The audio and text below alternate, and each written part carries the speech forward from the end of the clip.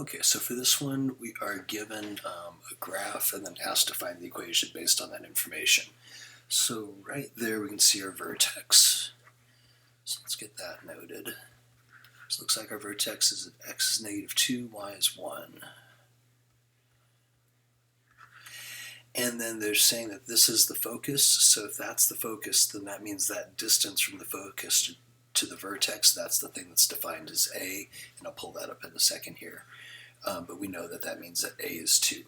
So that's all the information that we need from this if we're given a focus and the vertex. That's it, we got it. So now let me pop over here to the notes. We have these 4 different versions of parabolas. We have ones that open up, we have ones that open down, we have ones that open to the right, and we have ones that open to the left.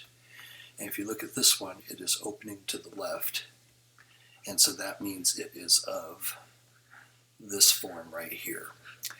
And so let me write that out over here for you. So that's y minus k equals negative, it's hard to see, but there's a negative there, for a, that's the A I was talking about, x minus h. So I find my vertex and my A. Remember, this is my hk right here. So I need h, k, and a, and I got all that from the graph, and now I just plug in. So this is going to be y minus 1 is k equals -4 times 2, so that makes a -8 there in front. And then x minus -2 would then be a +2.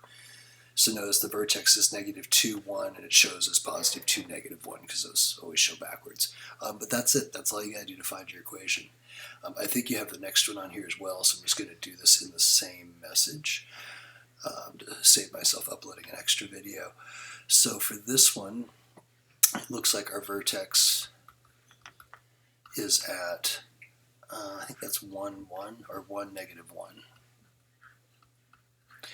And then from the vertex to the focus, A equals 1. So again, if we go back to the notes, and these notes do come with the exam, this one, let me point out, that's opening up.